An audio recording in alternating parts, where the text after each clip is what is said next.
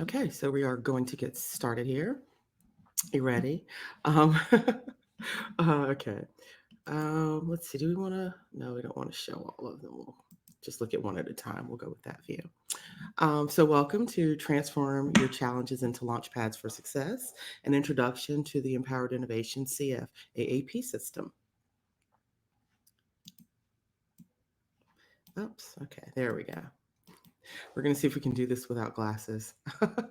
um, So, thank you for being here. I know there are a lot of things you could have been doing right now, and you chose to do this. And I want to thank you for doing this for you. Okay, so if you're, oops, I went too fast.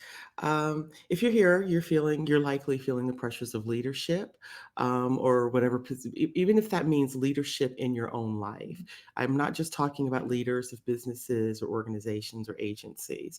I'm talking about people who are leaders in their community. And of course, you have to first be a leader in your own life to be able to lead anybody, or even just to accomplish your goals. And so, one of the reasons you may be feeling pressure is because of the unprecedented pace of change driven by technological and social innovation, piled on top of your daily, whatever it is that you're facing daily, depending on whatever's going on in your life. And so now, in contrast to whatever's going on now that made you seek out this particular solution, the reason that you're looking for help, can you imagine now how it feels to see the pieces of your solution come together, knowing that you're also positively impacting the bigger picture, that that your choices are contributing to a better world? Can you imagine what that feels like? Um, and so that's what I refer to as stepping up. When you make the changes that you need to make in your personal life with consideration for the bigger context, I call that taking a quantum view. And when we take that approach, we are not just looking at solutions in terms of band aid solutions. We are taking a more holistic perspective, a more big picture perspective to figure out those immediate to do items in that bigger context. And so I call that stepping up. Okay. And that slide there that you see is from my podcast, It Matters. And that podcast is about stepping up. So if you're signed up, you'll get links and updates about that. So anyway, I want to say acknowledge here that you were smart to realize that your success as a leader moving forward for the times ahead does require a new way of being. You can't continue to do the same old things and expect a different or a better result. Something has to change. And in your life, that something needs to be you. You know what? I'm going to put the glasses on. So get ready. Let's see. Okay, there we go. All right. So, what does your success include? Can you just take a minute and everybody think about that? What does your success include? What does success look like for you? If success was a cake, what would be the ingredients in your cake? Well, when we talk about successful innovation, it isn't just about new technology, because so often when people think about innovation, they think about technology. That's one part of it. That's one type of innovation. But it's also meaningful ways of understanding and creatively approaching solutions, challenges, and solutions. And the number one thing you need to understand for successful is innovation is personal. Okay. Um, Now, is that a surprise to anybody? Are you surprised that, the innovation is personal? Because often we talk about businesses becoming innovative, but we don't really think about what is required for that to happen. So, after this, you will be ready to unleash and harness the power of personal meaningfulness, use creativity and wisdom to solve the glaring blind spots in other programs addressing similar issues. And you'll get empowered, accepted, and supported in your personal innovation journey. Listen, what I'm going to ask of you is that you listen with an open mind and an open heart to learn why innovation is personal and why that matters. Vital component of dynamic innovation that is often mismanaged or overlooked, and how to succeed without sacrificing your personal happiness and peace of mind. Because really, that's the mode That's you're going to be your primary motivation behind everything that we do. It is because we think we will feel better in doing it. We think that we will feel better when we achieve that, when we get that. So you want to really look at how where you're trying to get to or how you get there is impacting your peace of mind and your happiness. Because if you're feeling miserable along the way, that's a pretty good indicator that when you get there, you're not going to feel much better. It's not going to be as rewarding as you're expecting, and you will find yourself disappointed. So, I like to do a little I am exercise. So I will start. I'm going to ask you to give me 10 share with me 10 I am statements about you so that I can get to know you a little bit better. And I will share 10 with you about me. And so instead of going through all 10 of them, you will see there are 10 of them are on this slide. So I am Yvette Dubell, first of all. Um, I have been called an art based chameleon. I am an artist researcher and social innovator. I am the creator of the Empowered Innovation System Principle and Principles, as well as the 5 step strategy for personal innovation. I am a strategy consultant. I am also an author. I'm the mother of 3 lovely adults and the wife of one special man for almost 30 years. I am reported to be the first Black woman to marry a white man in Pitt County, North Carolina, where I was married. And I was featured, my husband and I were featured in an article about love at first sight in the Wall Street Journal. And I am here because empowering you is a powerful way for me to contribute to a better and more peaceful world in a very practical way. And those have been lifelong ambitions for me. And this allows me to do it in a way that, sort of as they say, where the rubber meets the road by supporting you. Okay, so here's a slide of that article from the Wall Street Journal. It was called "Love at First Sight is Real If You Believe," and that is me and my husband and our youngest child. Okay, so how about you? Okay, how about you? What are your top 10 I am statements? So before you leave, I'm going to ask you to, well, normally I would be doing this live in front of people that could hand me a piece of paper. Excuse me. Let me get a sip of water. I'm sorry, tea. Goodness. Okay. So since we can't do it that way, you can email me or you can share them in the chat. So share 10 of your I am statement. I'm sorry, 10 of your I am statements with me, so that I can get to know you a little bit.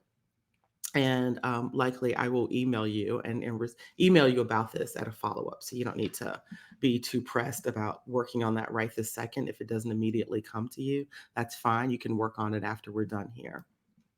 Okay. So what are we going to be exploring today? Excuse me. Again, we're going to be looking at why innovation is personal. Okay, we're going to look at how it can make you a better leader prepared for the future where innovation is vital, and how to succeed in changing times without sacrificing your happiness and peace of mind. And I'm sure you care about that. Okay, I'm drinking Earl Grey tea. And you know what? It's over steeping, so I need to just take my tea bag out as we continue. Empowered Innovation was created to help you transform challenges into launch pads for success. Okay, and to help you move forward in ways that are manageable without overwhelm. And with my 5 step strategy for personal innovation and the severed empowered innovation principles, CFFAP principles, the EIPs for short, so you'll hear me say that, the empowered innovation system gives you an easier path to get started and reach or even exceed your goals. And that would be why you care, and why you're here, hopefully. When we look at the road ahead, experts don't agree about which skills are going to be the most valuable in the next 10 years, not to mention the next 50. Depending on how young you are, you may still be here in 50 years. But everybody pretty much agrees that the skill to reinvent yourself, which is the skill of reinvention, or what I refer to as personal innovation, is something that the future will require of those who intend to succeed in the face of inevitable changes. And so personal innovation, again, has that quantum view perspective that I was talking about. That's a bit different than just resilience or resilience training or resiliency. Personal innovation is about a lifestyle where we bring this quantum view. That as we go deeper into working with me, you'll learn more about that. So the range of access to new mental models is an important part of the innovation equation. But what is a mental model? What does that mean? Have you ever thought about your mental models that you use every day? A mental model is an explanation of someone's thought processes about how something works in the real world. It is a representation of the surrounding world, the relationships between its various parts, and a person's intuitive perception about his or her acts and their consequences. And so you get that your mental models are very important to how you live, the choices that you make, and yet very few people question them. Because we know that organizations are transformed by the people within them, innovation is personal. Smart leaders like you understand the need to build and lead innovative teams. But what does that require? Whether you want to be prepared as a leader for the future or you want to be a leader who doesn't sacrifice personal happiness for professional success, you must begin creating the right mental models or worldviews. Empowered Innovation CFAAP is a path to creating flexible mental models better suited for the times ahead. And research supports that famous Einstein quote, we can't solve problems by using the same thinking we use to create them. And that's a bit like doing the definition of insanity. I don't know if that's an Einstein quote or not, but the definition of insanity is to keep doing the same thing and expect a different result. So if where you are isn't bringing you happiness and fulfillment, then clearly something needs to change. And that's really what the Empowered Innovation System is about. It's about have a system that supports those changes in a day-to-day way and helping you craft that process, your personal processes, and having a system that supports that. Innovation is not simply a technology problem.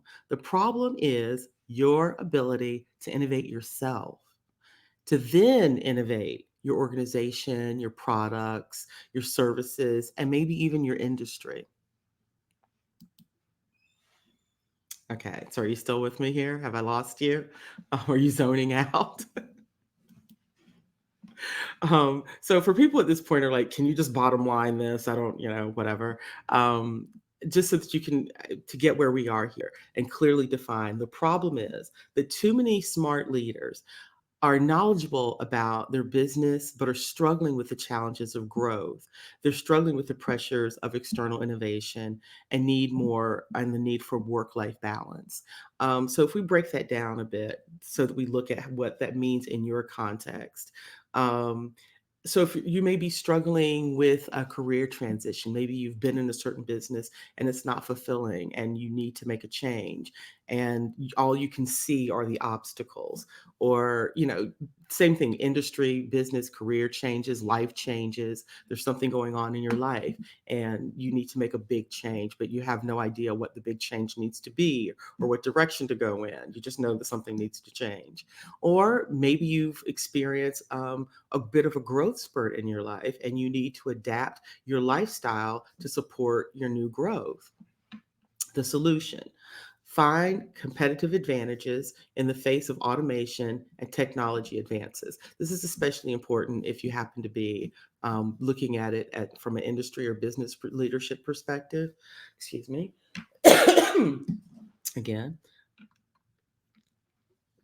Um, so that you're not just don't just think about this in terms of technology, but you want to also be thinking about competitive advantages that are more personal, more people oriented to find your competitive advantage. And then maybe you can applying technology in some new or innovative way. You want to create and nurture innovative teams, but what does it require to do that? No, we do now. That's what we're going to be talking about as we go forward. But short answer is create and nurture innovative teams. Another short solution, if you want to just sort of bottom line, is you have to master the skills needed to manage the keys to innovative outcomes. Okay, so if you already know that and you feel like you've gotten what you came here for, then there you go. But hopefully, for those of you that are really feeling this and are really vibing with it, we shall continue. Okay, so diversity inclusion gets attention because of its relationship to innovation. Okay, let me repeat that. Diversity inclusion gets attention here because of its relationship to innovation. Research and studies, research studying thousands of corporate diversity inclusion trainings found many positive results are short lived. And actually, these programs can incite bias and make things worse. The lessons learned are quickly forgotten. And companies, and what's interesting is that companies are basically doubling down on the same approaches that they've used since the 1960s, which often make things worse, not better. And so, getting results. How do you get results? What are the alternatives to what doesn't work? Increase your access to new mental models and improve your ability to think creatively about solutions. And something you must know to succeed at this is da, da, da, da, da, innovation is an inside job. Okay. Many experienced leaders realize the need for better informed, proactive responses, but they don't know how to implement them for lasting improvements. So, what kind of skills are needed? You may remember I asked you that earlier. Hopefully, you've had some time to think about it. What do you think? What kind of skills are needed? Well, Tara Swart can tell you a little bit about that. She actually studied the highest functions of the brain, and what she found was they are the ability to regulate your emotions, the ability to suppress bias, switch between tasks, solve complex problems, and think creatively and flexibly. And this all ties back into the mental model. So, what kind of skills do you need to access and utilize to do this mental model evolution or adaptation work that we're really talking about? And don't worry, don't worry, I make this fun. The way that we actually do it with the Empowered Innovation System is a lot of fun. But so we shall continue. The leading research that really influenced and inspired my approach and helped me clarify it was Otto Schwammer's Theory U and Ronald Wuperice's Theory of Attention. And Ronald and I worked together for about 10 years. So he really had a very major influence on my work. And there's a relation. What we found was there's a relationship between the place within from which action is taken and choices made, and the quality of the outcomes from them. Now, that's sort of bottom lining theory U. And so Ronald and I were really working on intangible asset valuation. So we were kind of working on the leading edge of intangible asset valuation and utilizing open source technology to leverage that for social change. Okay, so this is why innovation is personal. Let's go back. Why is innovation? Because there's a relationship between the place within from which action is taken and the choices made and the quality of the outcomes from them. That is sort of the bottom line of what Theory U work is about and the result of Otto's work. And so between that and the relationship of attention, this is why innovation is personal. It doesn't get more personal than your attention.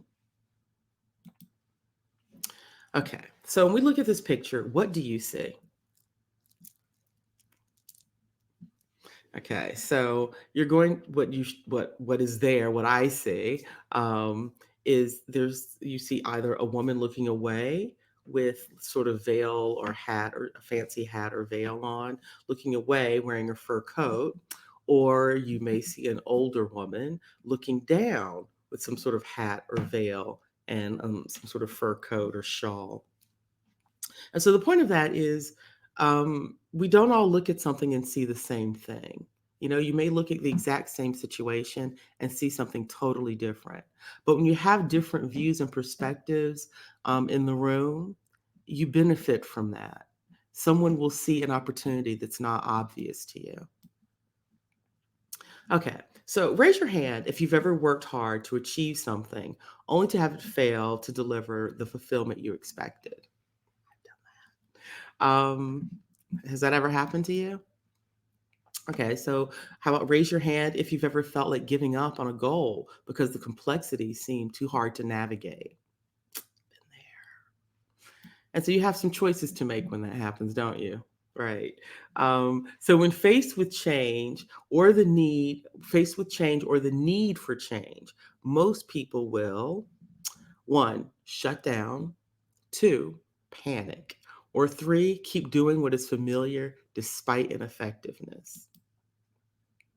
If you're someone who wants to live with more joy and harness untapped personal power for sustainable success, then you will get the most out of what I'm going to share about empowered innovation, CFAAP. Excuse me one more time. Okay. Okay. So a mostly joyful lesson in stepping up. Over the last 30 years, I've developed a unique understanding of race as a socio-political construct that can inspire wisdom. And the context made more personal choices a political statement with social innovation implications, such as I'd shared that I was reported when we got married. It was reported that it was the first marriage to be registered in our county of a Black woman to a white man. And so anytime that you're the first to do something, you're having some sort of, and it has social and political implications.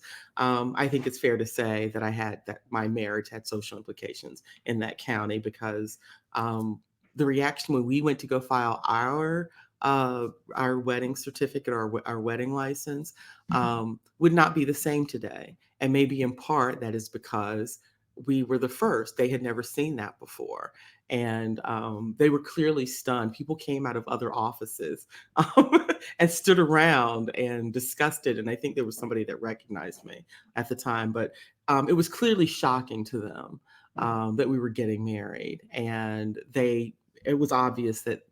Um, I won't say that they disapproved, but it was shocking. Their shock was very clear when we went to file our marriage license.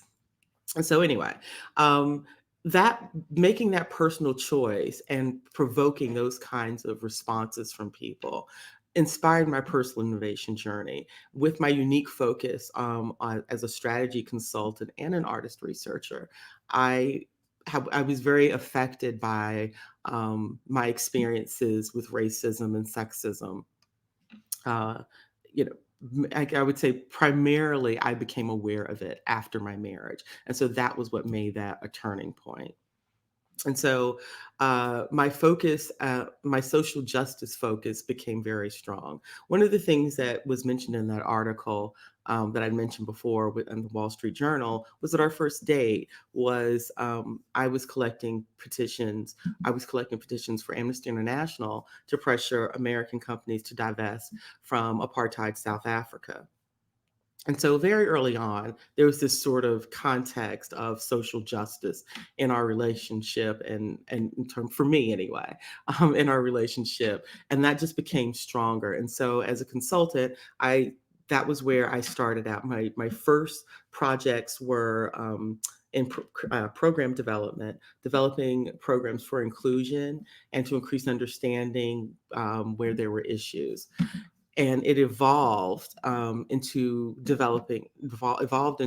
addressing more complex issues. And so one of the real turning points for me was when I started to do work. I developed a fatherhood initiative and a fatherhood initiative. And it was actually a community reentry program for men who happened to have been fathers. Most of them were fathers. We had a couple who were not, but it was for men who had had justice system involvement. But instead of calling it a reentry program and defining them by their mistakes, I created this fatherhood program and engaged them as the solution to a crisis with our families. and particularly focusing on domestic violence and STD prevention and reducing recidivism. But it was a way to empower them, taking that empowerment focus. And so that became a defining piece of how I approach addressing these sort of problems. Now, to get that program going, and to access services and make sort of keep the cost of running the program down, I started a reentry consortium and was spearheaded a supportive services housing committee.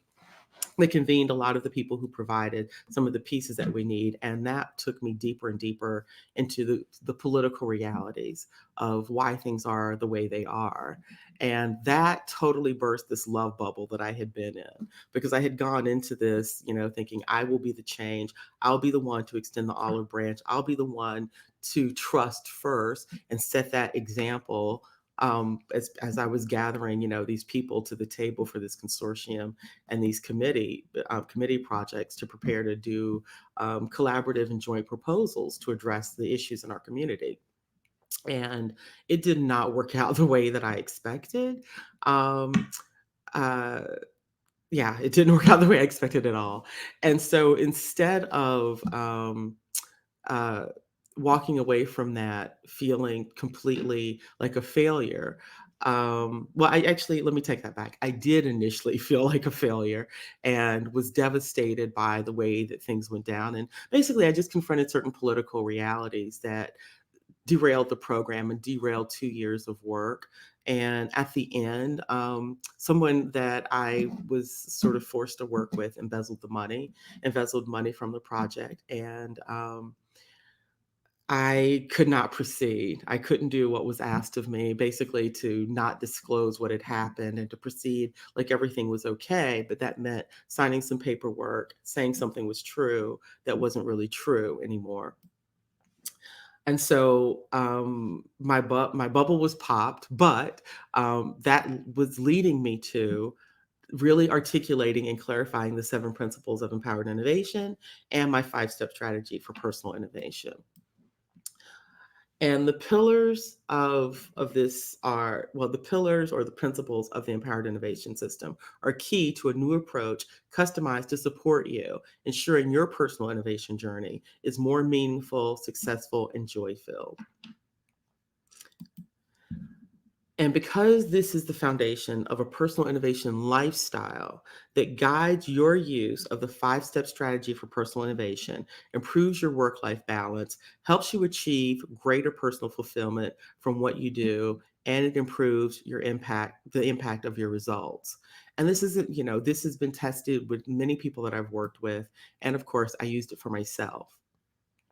And so when I was found myself in this sort of pit of despair, it was empowered innovation principle number 2 that really helped me. So seeing what may not be obvious but needs to be seen opens new opportunities for growth and healing. And so challenges that can activate this principle include scattered, confused thinking, shutting down mentally or emotionally, and favoring blind spots or biases. And in my instance, it was definitely I wanted to shut down emotionally. I don't know that I don't know so much mentally, but definitely wanted to shut down emotionally. And one way to overcome this is listen to and explore or excluded or underrepresented voices and perspectives. Okay.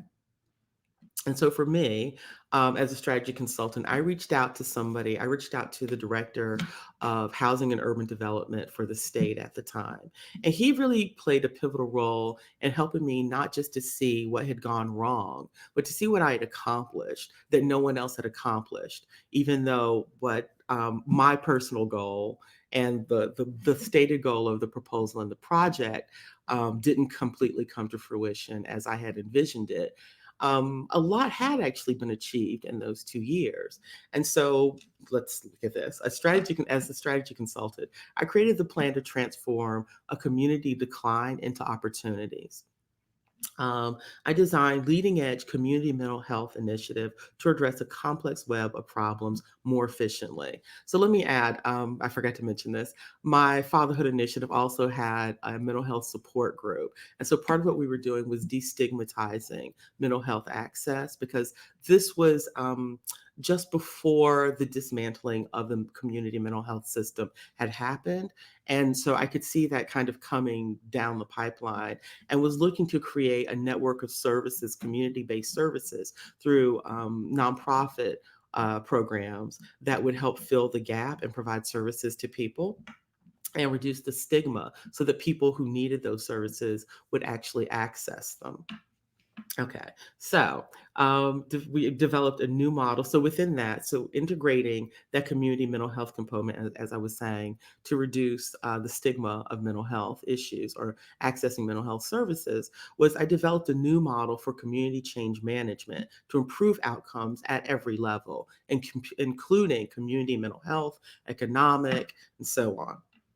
And so this helped me engage meaningfulness for leverage to define benchmarks and achieve incremental goals. So I knew I couldn't go from, sort of the vision, having the vision to, the full blown thing. So in those 2 years, I had worked out, phase one, phase two, phase three, and creating those committees and building those relationships. That was all part of that. That was all part of that plan.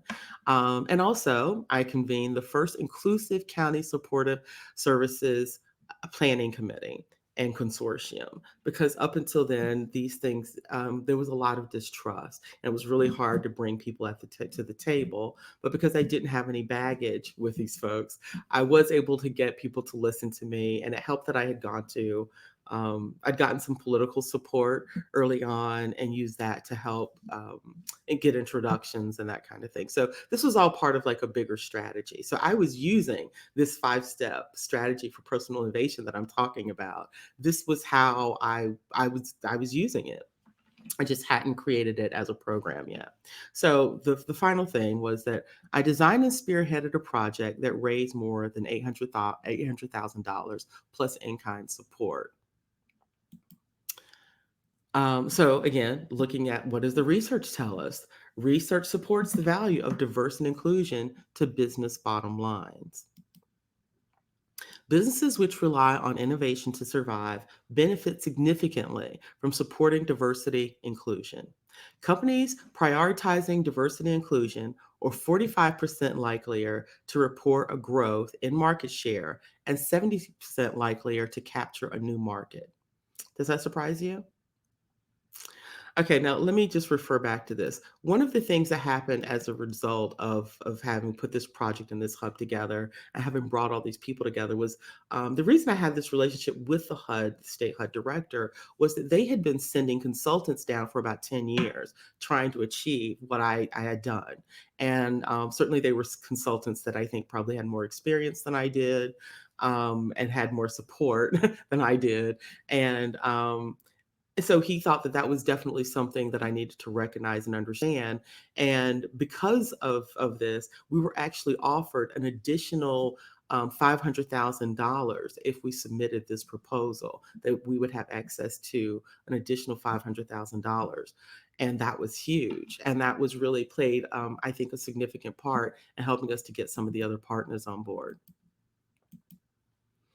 Okay.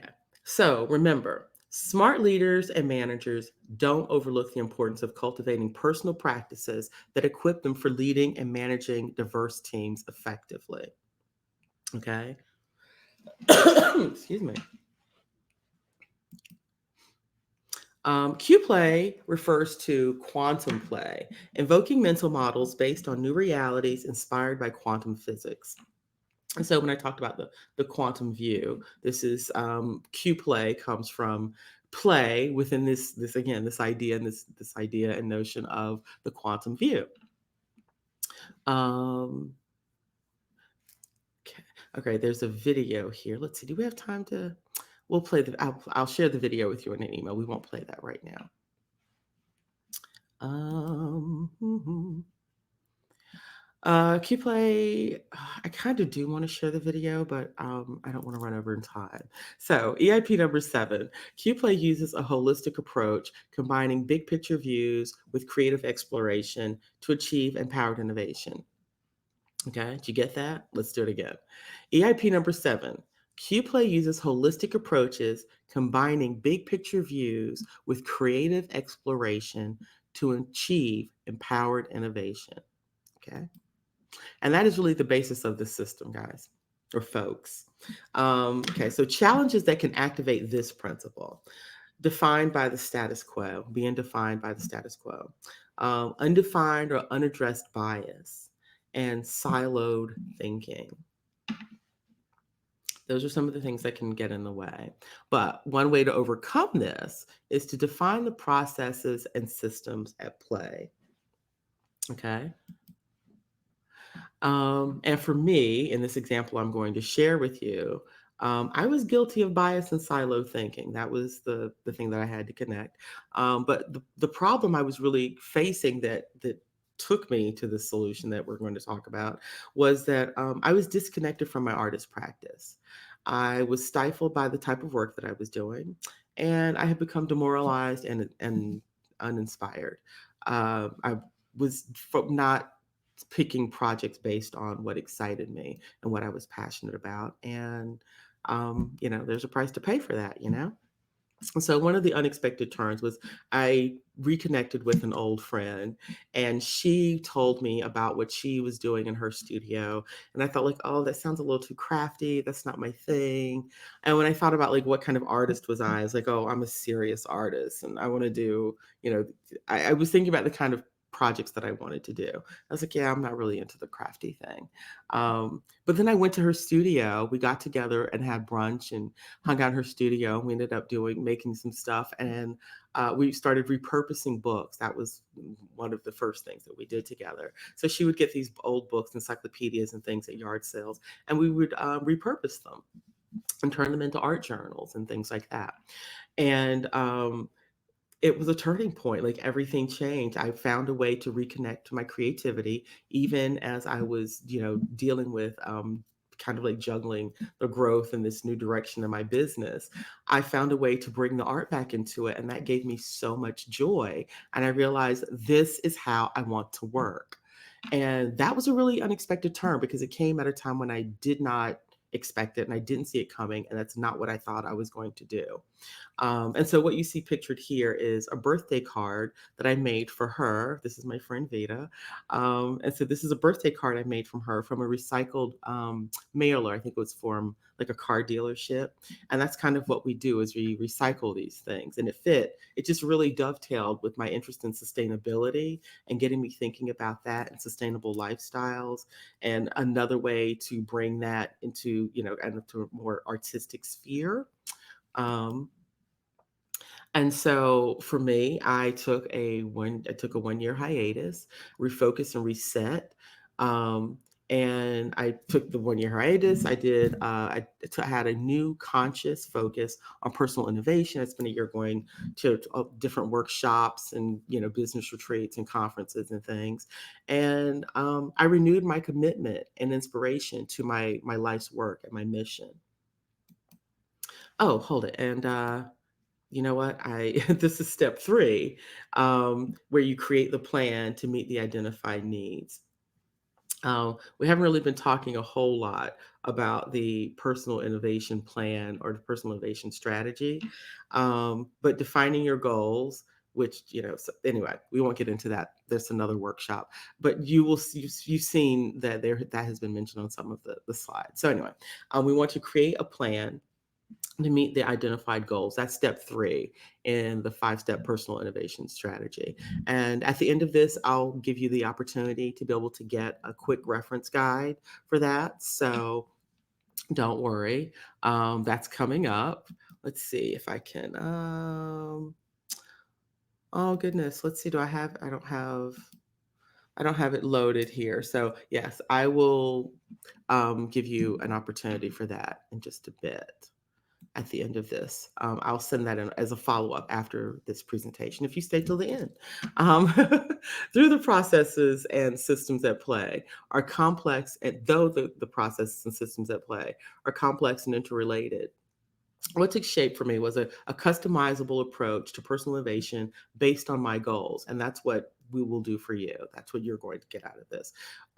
So, the main systems that tend to be at play are time and attention management, project management, personal development, creative thinking, and goal setting and achievement.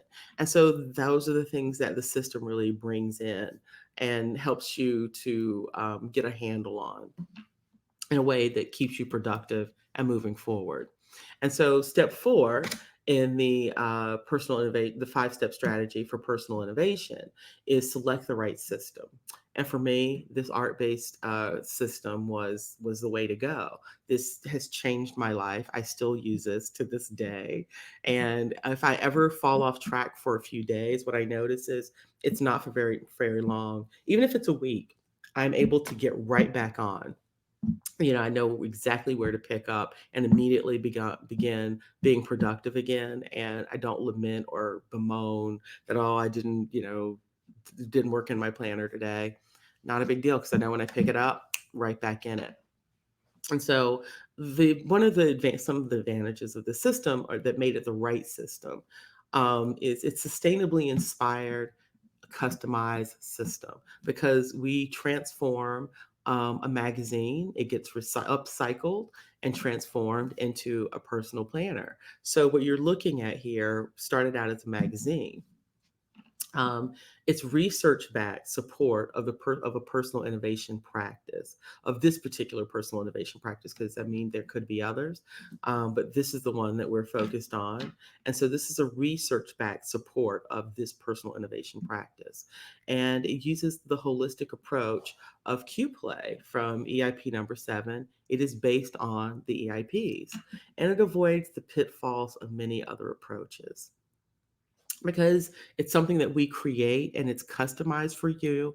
There's a deeper and a very different connection, and you'll feel it and you'll experience that when if you choose to go through this and do this with me. Step 5 of the 5 step strategy for personal innovation is customize your system for applied aligned action. Applied aligned action. Can you say that a few times? And what does that mean? Applied aligned action. So it's action applied to your goals. It's aligned with your mission, and it is of course action. It is doing. It's not thinking about it. It's not talking about what you're going to do. It's what you do. Okay. And so this becomes the foundation of a system to creatively support your success without sacrificing your happiness or peace of mind because it's customized for you. Okay. That's one of the big differences. I used to be a big user of day timers, and to make myself kind of stick with it more, I would buy the more expensive binders, and it did not work for me. I didn't stick with it. And even with all the different refill sheets and options that they offer to help you customize it, it still wasn't customized enough. And I think that part of what was missing was there's something very powerful in creating this and the way that you put yourself into it through creating it, but also the level and the depth of the customization because you are making it. And okay, hold on, let me go back. And so this is the what you're looking at is the outside cover of my planner, and then the inside cover. On the left is the inside of the cover, and when you look at the outside cover that's sort of behind there with the closure strap, that is actually one of my husband's old ties. It happened the colors. It was the same colors that I used in the planner, so I thought that would make a great tie. The binding is some recycled upholstery fabric. The cover material and the material that you see on top of the pads and used for pockets and things, those are things that we would get together and make. I'm going to have some deeper level 3 events should you choose to go the distance with me, where we will make some of these supplementary papers and materials and things that you use to enhance these sort of creations. So that's just a little tidbit to keep in mind if this looks like fun to you. Um, EIP number three, your choices express what you are really saying. Don't just talk about it, be about it. I had a friend who used to say that all the time.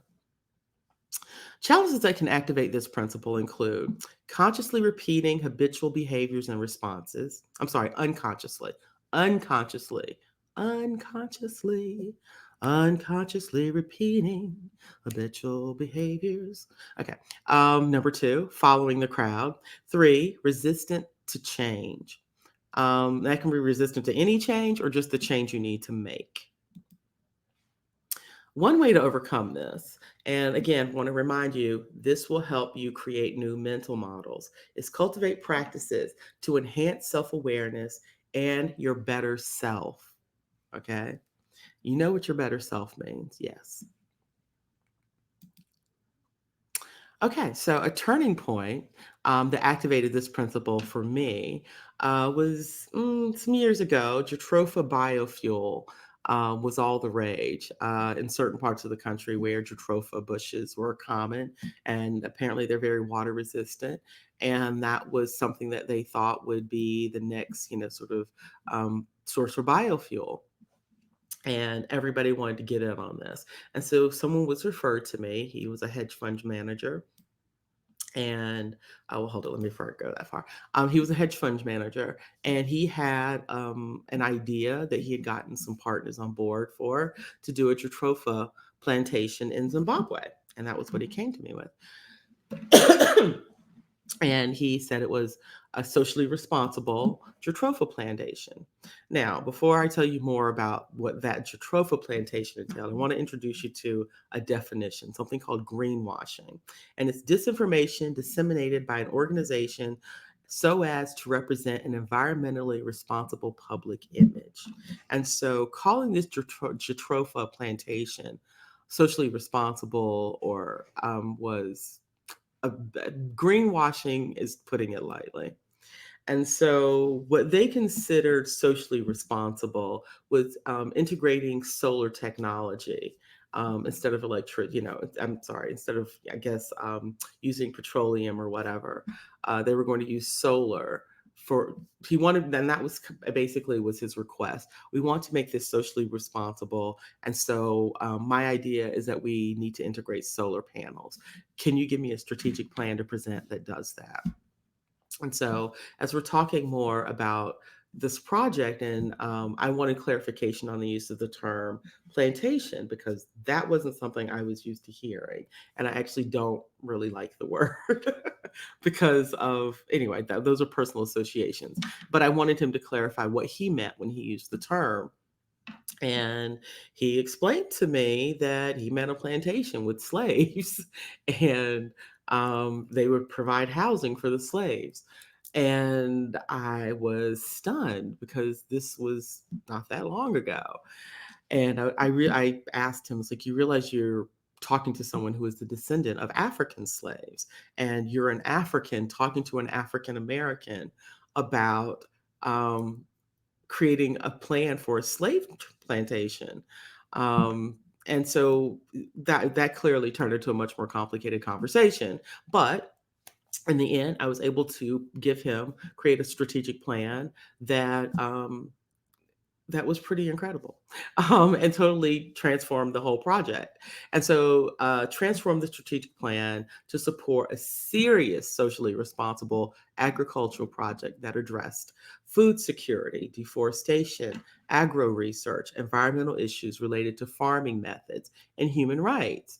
And that was very exciting for me because it allowed me to bring together all this different information that I had and put it into, using horticulture and aquaponics, which is fish farming combined with hydroponic growing, bringing in knowledge of permaculture to do sort of like landscaping and farm plot layout with consideration for these issues of deforestation. So I was able to bring these things together with that quantum view perspective that I was talking about. And at the end, what I'd created, I felt like this is a masterpiece.